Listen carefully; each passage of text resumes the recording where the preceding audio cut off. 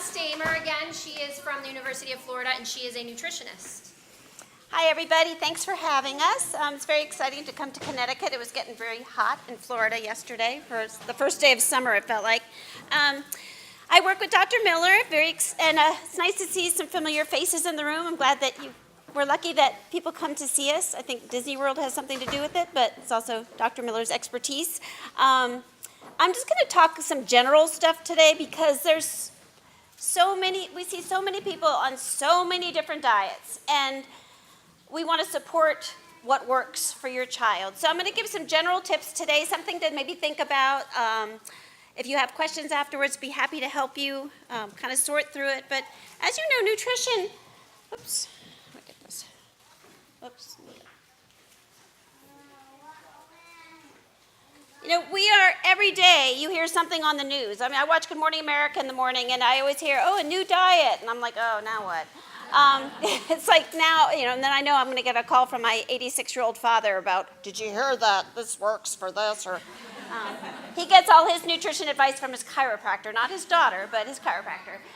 But we get so much stuff on YouTube, Facebook, the news, the newspaper, Red Book magazine, Cosmo, about what diet is the best. And it's kind of exhausting to keep up with it. And I, just did for the general population, who knows what we're supposed to eat right now? But I think we have to kind of sometimes take a deep breath, narrow it down, and go, what's working for us?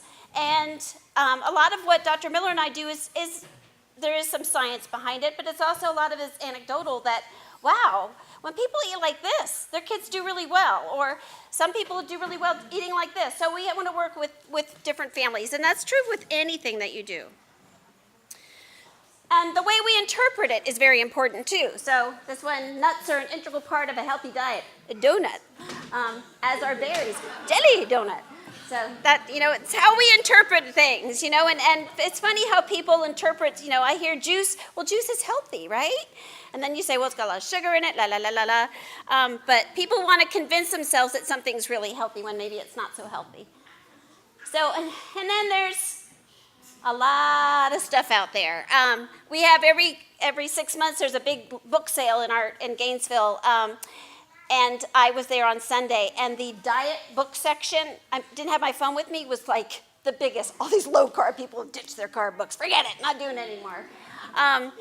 But it's funny because it's like, well, I guess that didn't work. Or it worked so well they don't need the book anymore. Like, maybe think that way. But, there's always something new out there, and there's always somebody writing a book. And, I read them, and I kind of go, well, that makes sense, or that doesn't make sense. But, you have to take what means something to you. So in Prader-Willi, and this is kind of true for everybody, we want to provide nutrition we want children to grow, we want them to develop, and we want to help them develop good eating habits, because that's very important. Teaching that what is food, why do we eat, all that can help a child as they get older, and it helps us too. I mean, I wish we'd all had better eating habits so we don't do as much emotional eating and stress eating and eating for no reason. We want to have the nutrients that are very dense nutrients, vitamins, minerals, and not just looking at one part of the diet. And then the child's individual needs are very important. That's kind of the message. And you're going to get information from everyone, and every physician has it, and dietitian has their thing that they recommend. So taking it with a grain of salt. More snow peas, fewer snow cones. This is this little snowman. Right now, we don't know of a magic diet. People say, what should my child eat? Well, let's see where you're going, what you're on now, and is it working? We don't know of a magic diet that's going to cure Prader-Willi or that's going to manage all the problems, but what we can do is find out what's working for your child. Just like everybody in here ate something for different for breakfast every day. How many of you had something sweet for breakfast today? Like a carby kind of thing? Nobody's going to raise their hand because it's Prader-Willi. Bowl full of carbs over here on table one. Anybody have protein this morning for breakfast? Anybody have, no breakfast? Really? How did you survive? So, you're all sitting here functioning. So, got to find what works for you. Dr. Miller likes to have, protein and meat. I'm an oatmeal girl. Donut girl, preferably, but I'm an oatmeal girl. It's like illegal for me to eat a donut in front of people. So what works? Low fat, low calorie, low carb, the keto diet. We don't know. We don't know what's going to work. And we're still looking at it, and everybody, it works for different people. And the thing that's so confusing about Prader-Willi is it changes so much. And we don't have an answer, okay, when your child turns this age, this is when you do this. We look at a child's development. We look at what they're eating. We look at how they're doing, how the family's doing. At first, we're trying to get them to grow, give them calories, push the calories, get them eating, tube feeding, all that. And then all of a sudden, things start changing a little bit, and woo, put the brakes on that. And so you can, at this stage, start pushing more calories and things that are maybe not so healthy. And, well, we want them to have calories, so let's give them juice, let's give them pudding, let's give them ice cream, especially get grandparents involved that are like, want to fatten this kid up? I can do it. My mom would be an expert at that. And then they start eating, and that's where it gets confusing. How do we feed this child? It's picky. Is that Prader-Willi? What's wrong? Or it's hungry right now. Is that Prader-Willi? What's wrong? But teaching food textures, which can be a challenge for some kids, self-feeding, family meals. A lot of families want to make their child very different from the rest of the family. Well, the rest of us are going to eat chips and have hot dogs, but they're going to have the little chicken breast and broccoli. That's not really fair. But there's a good resource. Ellen Satter writes a lot of good books about child feeding and just how to feed a kid. And I encourage people, especially if you have other kids, to read that book, because she's just kind of a no-nonsense on healthy feeding behavior. And as children get older, teaching them how to eat in a classroom, teaching them how to monitor what they're doing when they're out in public, when they're at college in a dorm and faced with all our cafeterias at UF or all this all-you-can-eat kind of thing. That would be so overwhelming. It's overwhelming for every college student. I see them piling up their plates with pizza slices. I'm like, really? You get pizza all the time at home, but just the idea that it's there and it's free and you can take what you want. So that would be very scary for somebody with Prader-Willi. But teaching them to be more independent. And these are things that all children go through. And so with Prader-Willi, we want to make that help them to navigate that kind of complex feeding world. Dr. Miller already went through the phases. So every child moves through different phases at different times. So it's not like, okay, bam, we're in phase 1, we're in phase 2. Sometimes it kind of goes back and forth a little bit, and we have to adjust things based on the phase. So the key is to find out what works for your child and not what works for somebody else's child, especially if they post it on Facebook. I read it on Facebook. One of our moms goes, it's fraud book. It's fraud book. But a little nutrition 101. I think we lose sight of what is health and what is nutrition, and you get so wrapped up in a diet. I'm like, do you ever eat fruit? Do you ever eat vegetables? When I talk to just my friends, they're so fixated on how many grams of something they're eating. I'm like, do you ever eat anything that's real? Or is everything in a box? So, carbohydrates have 4 calories in a gram, proteins have 4 calories in a gram, fats have 9 calories in a gram. So this is where we talk about calories, and people who are on calorie-controlled diets are familiar with these numbers. Carbohydrates, just to review it, anything that grows out of the ground is a carbohydrate. So anything that's a plant of grain or that comes out of the cow, like made from milk products. So that's how I talk to kids with diabetes. I say out of the ground or out of the cow. So carbohydrates are not just, you think of pasta and white bread. They're carbohydrates, a lot of healthy foods too. And they have different varying forms of carbohydrates. Protein foods, lots of different sources from nuts to chicken. It's not all just chicken, but my nephew thinks that that's the only source of protein, and he eats like 6 chicken breasts at dinner. When he has to pay for it himself, I think that's going to change. Fats, oils, nuts, avocados, good sources of fats. Babies and young children need fat for brain development. We're always taught, fat's bad. Too many calories, clogs up your heart, but it's very good now we're finding out it's good for all of us to have some fat in our diets. And most foods are a combination of these. So it's not just foods are either carbohydrate or protein or fat, and you should avoid all carbs. You should avoid all this. Eggs, nuts, meats contain protein and fat. Yogurt, milk, beans, lentils have carbohydrate, protein, and fat. And whole grains often contain some fat and protein. So it's not just one thing that you should avoid or eat.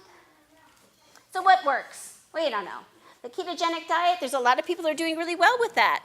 And we want to support people that are doing that. And they're very disciplined. And Maria's here that is doing is very expert in the ketogenic diet. And so a lot of kids come to us and they're thriving. The modified Atkins diet, a lot of people are doing that, doing pretty well with that. Low carb, we don't know how low, but we also don't calculate it. I'm terrible with math, and I don't want to sit at the computer and calculate every gram or whatever. Very difficult to calculate these diets. Paleo, that's kind of the in thing. I just read something that the cavemen really didn't eat like that, but it's kind of fun to think like that. I just read they're like, wow, they didn't eat that at all. Low calorie, we have a lot of people that are just calorie controlled diet, doing very well, like it, like the structure. So, and those are usually the older kids. But they have to find out what works. And sometimes we want to change it. One thing we do know, that overly restricting anytime, if somebody said you can't ever have something you really like, eventually it's going to backfire. So there's Kathy. She's like the biggest eating disorder person in the world. Eating her healthy, bran cereals, lettuce, diet soda, and a carrot for a snack, and then a bowl of broccoli for dinner. I remember doing that in college. We're just going to eat vegetables, that's it. And then what happens at night? A chocolatarian. So this happens with kids with Prader-Willi too. You restrict them so much, there's going to be real hunger there. That's just going to take over. So you don't want to have that true hunger that can actually make things so much worse. So when we're looking at low carb, which kind of seems to be the big thing, is things to consider. How many carbohydrates is it zero? Are kids not supposed to have any carbohydrates? What percentage of the calories? It's very difficult to calculate that. A lot of people want to say, well, we're doing about 40% carbs. I'm like, well, how are you calculating that? You would have to calculate how many calories a day divided by number of grams. I'm not, is it that it's 40% of the plate is filled with carbs? How are you looking at that? Prolonged ketosis and the effects of growth hormone, we don't know if there's an effect there. But some of the things that we see is a lot of kids on low carb diets have no energy. They're just you all of a sudden give them a couple tablespoons of oatmeal in the morning, it's like a wind-up toy. They're like, whoa, going. So we see that anecdotally, it really does work sometimes. Bone mineralization issues. When you're restricting carbs, you're often restricting some of the foods that have a lot of calcium and vitamin D in them, like dairy. And so we see some problems with that. And too much protein can cause bone mineralization issues. So that can be a concern. And then if you're not eating any grains or fruit or high starchy vegetables, you're not going to get enough fiber and some of the micronutrients like iron, because kids don't like to chew a lot of meat, so they may not get the iron from the whole grain. So we see a lot of problems with inadequate fiber, and one of the biggest problems we have is constipation getting blocked up. So there are some considerations when you're going low carb, that these are things you want to look at. But when we look at low calorie, low fat, low carb, what do they all have in common? I think there's a lot more in common than we think. You're going to eat more vegetables. That's a good thing. You're going to practice some portion control. That's a good thing. There's no junk food on that. People always tell me, what diet should I follow? I'm like, just get rid of the Little Debbie cakes, the Cheetos, the Fruit Loops, you're good, And they're like, oh, I want a diet to follow. I'm like, start there. There's no junk food. And there's less sugar. So all those diets have this in common. So, if you need a place to start, just kind of go broad and then narrow it down to what's going to work. The My Plate, this replaced the food pyramid, which placed the 4 food groups. It's kind of a good, look at your plate. Is half of it fruits and vegetables? You're doing pretty good. The grains is a small portion, a fist-sized portion for an adult or a child. So it's not like we need a whole lot of pasta anyway, but just small amounts. So this is kind of a good basic if you're trying to eat a little bit healthier yourself. Clean eating. How many of you have heard that term before? There's a whole magazine about clean eating. It's kind of just eating, no processed foods, no sugar, cooking. That's the slow food movement. Avoiding artificial things, but calories still count. So even if you're eating super healthy, calories still count. So if you're eating too many calories than your body needs, you're going to gain weight. Dr. Miller and I work with somebody that she eats so healthy, but she eats a lot of calories, so it's not helping her. This is a picture of the paleo diet, our little caveman up there. The paleo diet's basically vegetables, fruits, nuts, eggs. It's got to be wild meats. You can't have, a cow. It's got to be, I don't know if anybody that's going out shooting their deer and eating it, but not in the paleo diet. You have your soda, your hot dogs, all the things that we don't recommend anyway. Now, the difference is we do recommend grains, dairy, and beans. I think beans are a great source of fiber, protein, complex carbohydrates. So a lot of people are doing we often say, kind of baby paleo diet with milk and beans and some grains. But it's really just eliminating the junk. This is not a technical name for our diet, but a lot of people have kind of coined it. The Florida diet. So that's kind of what we're kind of calling it. We don't have a set diet at the University of Florida, but we look at sugar. Sugar drives hunger. And that works with us. I was eating jelly beans on the plane last night. I'll just have a couple. I ate the whole bag. So, it's just kept eating them. We discourage sweeteners, natural or artificial, whether it's stevia, whether it's sugar. Think about where it came from. Sugar came from sugar cane. That's a plant, so it's a natural sweetener, but it's sugar. Protein with meals and snacks. Protein can help stabilize blood sugar, make you feel better, make you feel fuller. Sort of like if you have just cereal for breakfast versus an egg. An egg is going to keep you fuller a lot longer. Nourishing carbohydrates, picking whole grain bread, really nutty, grainy bread instead of the fluffy Wonder Wheat bread. Limiting fruit. Fruit is good. It's got fiber. It's got fluid. That's an important thing, but it's also very sweet, and kids like it, especially bananas. And bananas, just for a serving, a big banana like that, is 2 adult servings. So if your kid's eating a whole ginormous banana, that's too much banana. So we don't think bananas are bad, it's just they're big. Snack for the right reasons. How many times have you seen somebody just hand their kid some little puffy things just to keep them busy? And that's not the way to snack. You want to snack when you're truly hungry, or you know that you're going to get hungry in an hour and you don't have access to food, or your child's going to get hungry. So snacking for the right reasons is so important. And we want to look at the calcium, the protein, all the other things that you need for growth. So and Dr. Miller talked about the physiological stuff that goes on with sweeteners, but sugar and artificial sweeteners, whether it's Diet Coke, Crystal Light, Mio Drops, make things sweet. Sweet things taste good. We want to keep eating them. Help. And that's what the problem is it just perpetuates the cycle. If you've ever tried cutting out sugar, you realize, I don't really want it right now. You start eating it again. I hit the last jelly bean last night on the plane. I was like, well, I'm trapped on the plane, and I can't get any more. So there you go. But if I had been home, I would have been like, all right, where's that Easter basket? I'll finish them. And then we have, the artificial sweeteners. I think everybody kind of knows those. Splenda, Sunnet, Sweet and Low, all those. But there's different artificial sweeteners, and some of them, they have sneaky names, and it just looks like it's a preservative when it's really a sweetener, and it's hard. When you look at it, it has no sweeteners in it. I'm like, well, does it taste sweet? Then it's got something in it. So these are kind of our artificial. They may be derived from something natural, but they're considered artificial.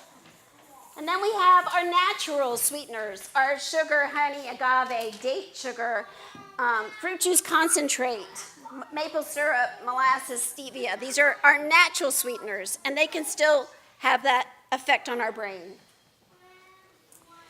And these are some that are kind of newer.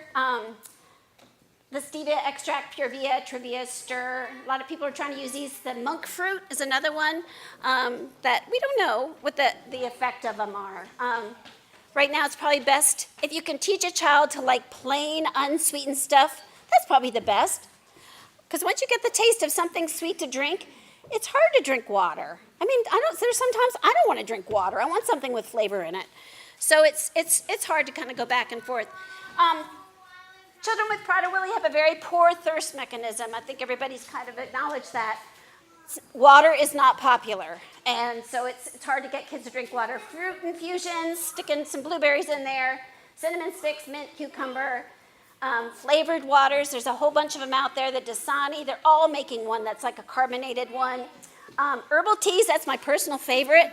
I like the celestial seasoning teas. Just make them, steep them, and they're really yummy. Like when you get at Panera, they have unsweetened teas. Still not that popular with kids. These are some of the carbonated ones. This one with the little monkey face, this is Tickle Water. Has anybody heard of that? Tickle Water is carbonated for kids. So it's kind of cute. It has a cola flavor. Not tried the cola flavor. Not getting rave reviews from our certified taste tester who happens to be Clemmy. How old is she? She's this big. She has type 1 diabetes and she has Prader-Willi and she is off the Tickle Water. We try things on her and she'll go, water. It tastes like water. She's funny, but she's our official taste tester of all new products. And then there, the True products. True makes one with Splenda in it too, or some sucralose in it, so we don't recommend that. But these are just crystallized. You can add it. Tastes good in your iced tea. You can cook with it, but you can add it to water. Blueberries and mint taste really good in water. The teas. I like the celestial seasonings. And then this is something new. Not getting rave reviews, evidently, but I guzzled this at the airport yesterday because I couldn't carry it in my carry-on bag. I thought it tasted kind of good. It's watermelon flavored. Wonderwell has no sugar in it, no sweeteners. So it's a juice box. So this could be kind of fun to take to school, lunchbox, that kind of thing. Just make sure it's cold. So freeze it before you put it in the lunchbox so that it's cold when they drink it, because warm, it got spit at me how many times in a day? 5, 6. Warm, not delicious. Cold. It's more of a smell thing. It really, I mean, you can still, I drank it yesterday and you can still smell the watermelon. So smell is so big for our taste. There's a cup called the Right Cup. Has anybody heard of that? I don't have that up here, but the Right Cup, when you drink, it makes the water taste like whatever the cup is. So it's called the Right Cup. You can Google it. It's a Indiegogo fun thing right now. So we got the drinks. Now what do we eat? I have a grumpy cat there. Nourishing carbohydrates. You know, carbohydrates, we want you to eat some carbohydrates, good ones, vegetables, fruits, whole grains with fiber in them, not just white bread, pasta, Kraft macaroni and cheese, Fruit Loops, things like that. Beans, peas, lentils, some of the ancient grains like quinoa, farro, brown rice. You know, rice isn't evil, it's just that white rice really has nothing in it.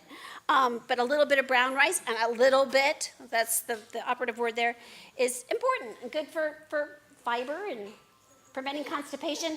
The not so healthy carbs, white potatoes, white rice. Everybody that looks at this goes, oh, the good ones. I'm like, no, they're not good. Pop-Tarts, that's like the official breakfast of where we live, it seems like, not Prader-Willi.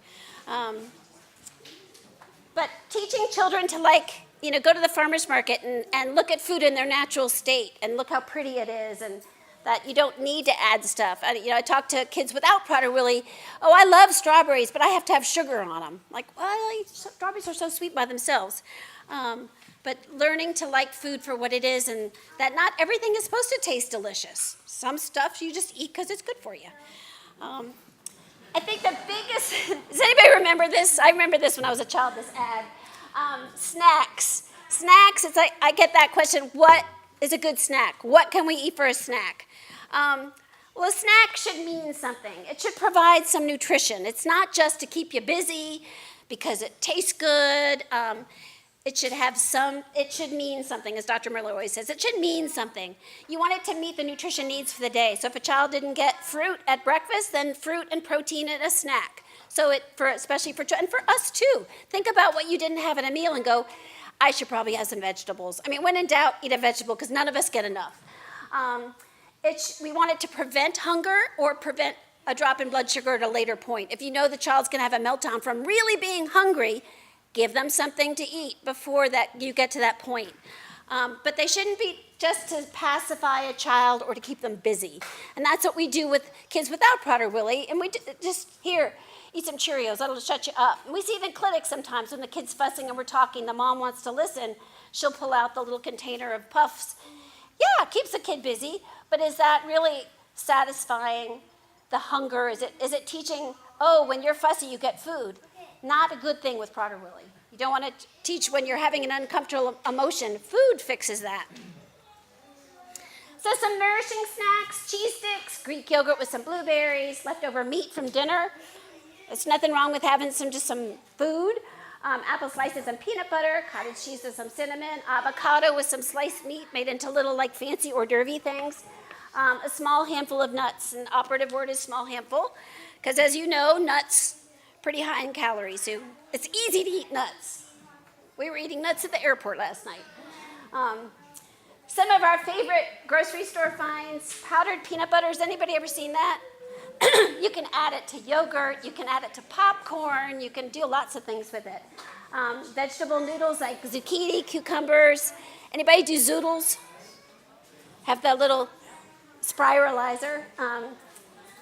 Yogurt, Parmesan crisps. There's like moon cheese that you can get at Starbucks now that in the little packs, but you can also make Parmesan crisps yourself. Just bake it in the oven, little plops of Parmesan. You've got little crunchy, yummy Parmesan crisps. Herbal tea bags, frozen vegetables, you can roast them.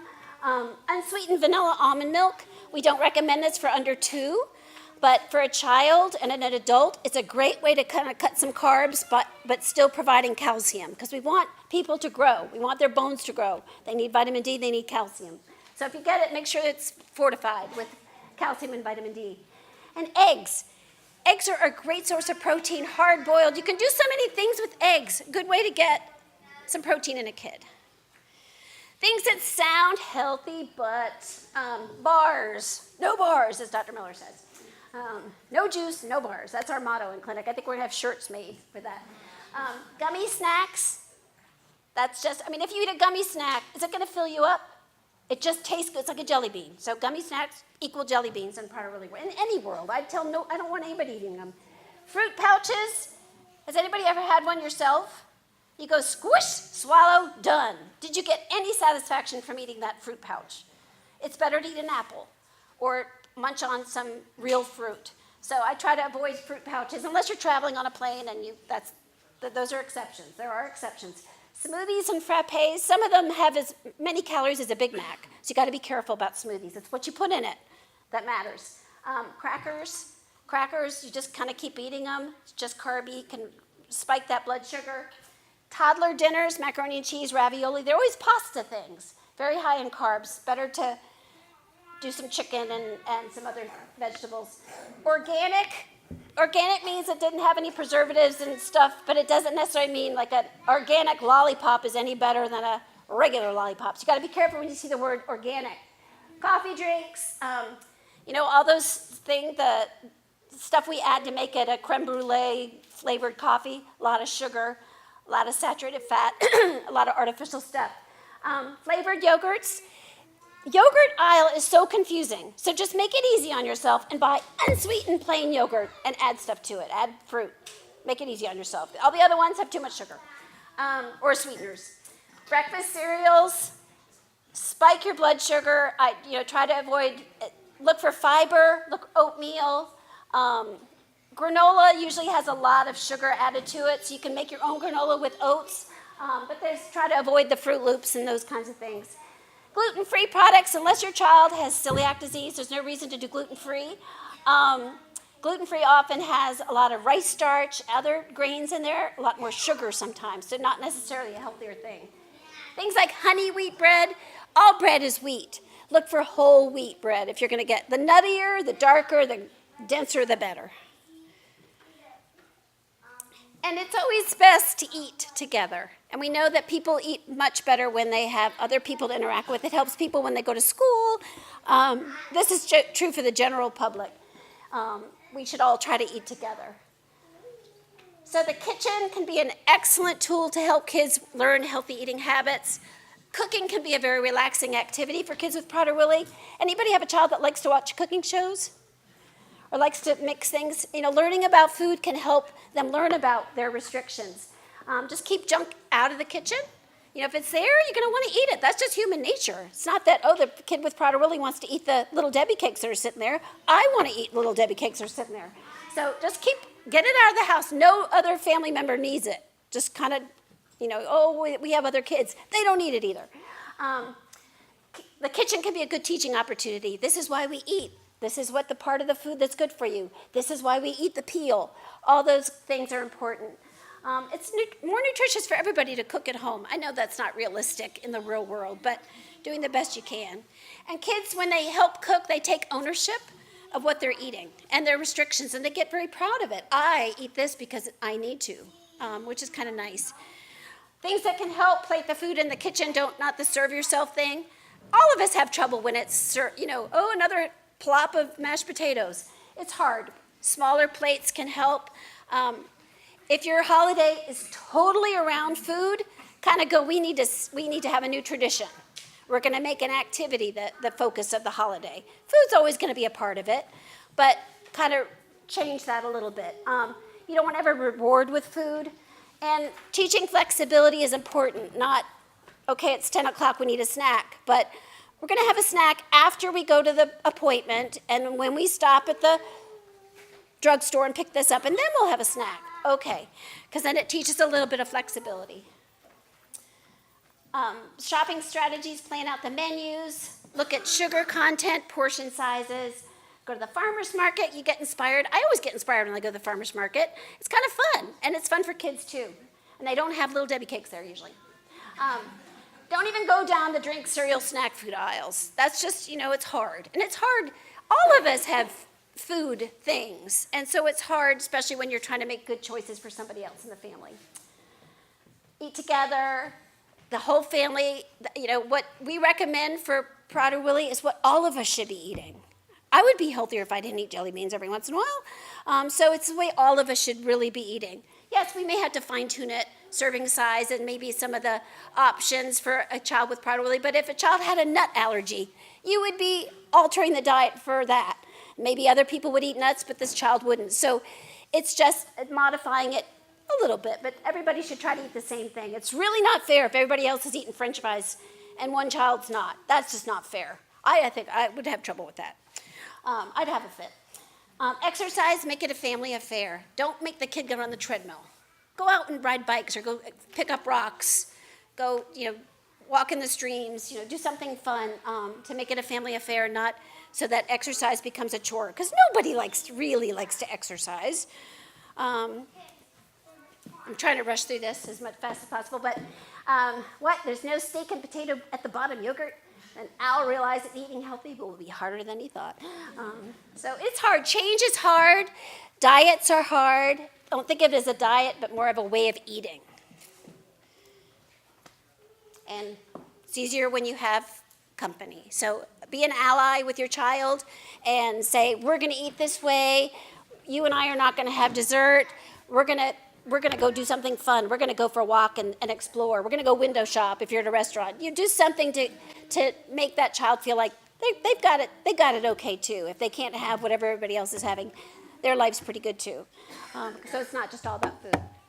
All right, I raced through it.